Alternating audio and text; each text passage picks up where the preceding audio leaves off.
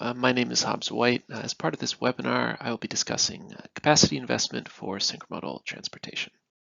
Synchromodality, like any distinct transportation system, poses unique challenges to network design and transportation capacity sourcing. For our purposes, the critical feature of synchromodality is that investment and cargo allocation decisions can be separated in time. We design and invest in our network to provide a synchromodal service, and then at a later time, once demand is realized and we get orders for transportation from our customers, we can assign these orders to transportation assets across our network to take best advantage of our network as it exists at the time of execution. However, we can only take advantage of synchromodal opportunities if we have access to a sufficiently connection-rich network. And like any system designed for a specific purpose, synchromodal services are best served when a network has been tailored to promote them using suitable portfolios of transportation capacity assets. Now, this brings me to the aim of this sub-project, which is to investigate optimal capacity investment decision-making in a synchromodal system. We have developed analytical and simulation tools to leverage cost information and demand forecasts to support this aim. Moving forward, I'm going to discuss representative types of synchromodal networks and transportation demand that we have considered, as well as how these two factors interact to distinguish scenarios of interest, such as services to, say, risky markets or contested hinterlands, for example. So we consider a general synchromodal network structure with a single cargo source, such as a seaport terminal, directing import flows to multiple inland destination terminals, which may themselves be interconnected by multiple route or mode options. The problem is to plan transportation capacity investment to serve uncertain future demand by combining two main alternatives. The first we consider as a sort of committed capacity, where the operator invests ahead of time in order to buy access to transportation capacity at a later date. The alternative is to rely on the spot market, which we assume is more costly, more flexible, and can be a decision we postpone until we have a better idea of our actual carriage needs. And we found that even simple cases with one origin terminal and two interconnected destination terminals, as shown here, can result in interesting patterns of when and how to invest in capacity, which we'll see later on. In order to support this simple approximation of a complex network, it's important to observe that transportation cost and geography combine to limit the effective viable range of connections between network terminals. Indirect routes, indeed, are only cost efficient under certain criteria, and we like to approach these criteria by using transportation cost as a proxy for distance and accessibility, for effective geography, if you will. And it can be affected by the carriage providers and modes available on the route, whether you achieve economies of scale and so forth.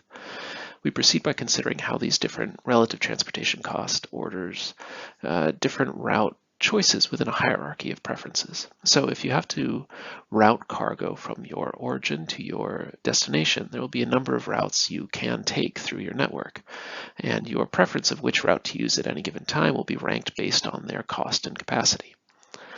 Underpinning all of this is the assumption that two or more destinations can in fact be efficiently connected into a network, which cannot be taken for granted. For example, we should test whether destination 1, D1 here, is within range of an acceptable intermediate diversion on an indirect route to D2. We can then repeat this for other candidate terminals and see whether it makes sense to chain any of them together to create increasingly complex or costly networks and routes.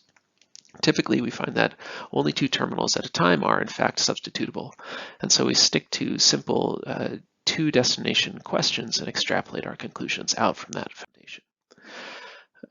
To move on to uncertainty, we must begin by accepting a lack of knowledge. All demand forecasts are necessarily speculative, at least to some degree. Nevertheless, limited information can be used to inform capacity planning decisions. One of the ways we have tried to capture this, and the results I'll be discussing, is by using, for example, a triangular distribution for our demand forecasts.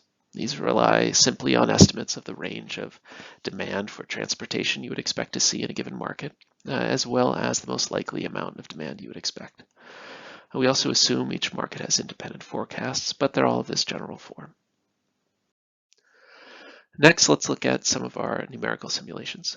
I'd like to begin by considering the impact of uncertainty on two destinations that have similar characteristics. They're the same short distance from the origin terminal, have the same expected demand. However, one destination has demand forecasts with low uncertainty, while the other has a great deal of uncertainty. Recall that distance here is expressed in cost, so our two terminals need not be separated by a certain physical distance. Rather, the costliness of making the connection is relevant. We could even use this model to describe two terminals at the same inland destination that perhaps serve different carriage providers or transport modes. And to point out, the dashed no transfer line on the plot marks a baseline optimal investment to either terminal when no transfer connections are permitted in the network.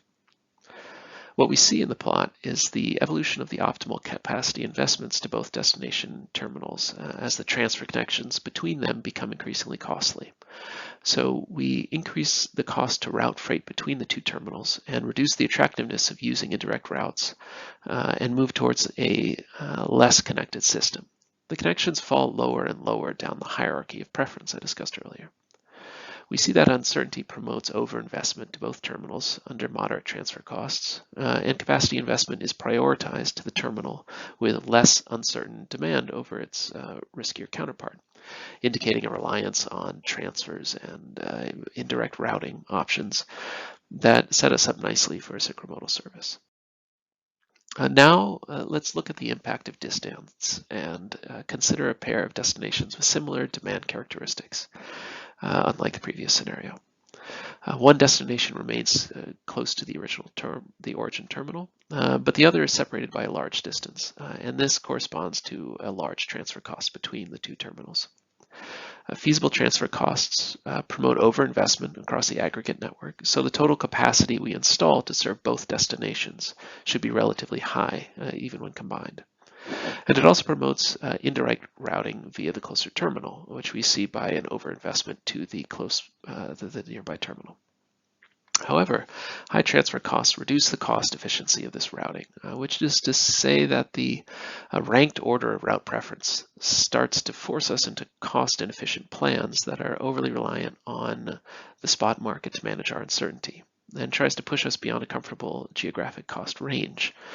So this shows that there's a need for a sufficient initialization to lower transfer costs sufficiently between these two terminals, or an attempt to offer synchromodal service will be imposing a certain type of routing onto an unsuitable system.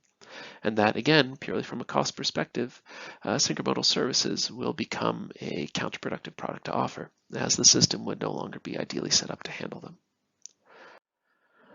We also consider the impact of distance and uncertainty together and take a distant marketplace with high demand variability, what we might call a contested hinterland, and compare it to the previous scenario. First, we know that investment to the stable destination is increased at the expense of investment to the uncertain one, indicating a greater reliance on transfers between the destinations. That is, this demand imbalance encourages the use of capacity investment to a stable destination as a hedge against the demand uncertainty of the risky destination. Furthermore, as the aggregate direct investment remains larger for longer when the distant market is more uncertain, we can conclude that higher demand uncertainty increases the range of transfer costs with which a network can support synchromodal routing. So keeping a connection open and offering a synchromodal service becomes more cost efficient or desirable when your distant destination is riskier. It promotes the use of the more stable intermediate route to hedge against the uncertainty in this more distant market and increases the value that the system can bring when it's open. To offer some closing thoughts, synchromodality is rightly framed as a tool to, among other things, hedge against uncertain demand by consolidating flows, especially when uncertainty is not experienced uniformly across the transportation network. But the reverse can also be true, where uncertainty and unbalanced markets promote the cost viability of synchromodal services enabled through network investment.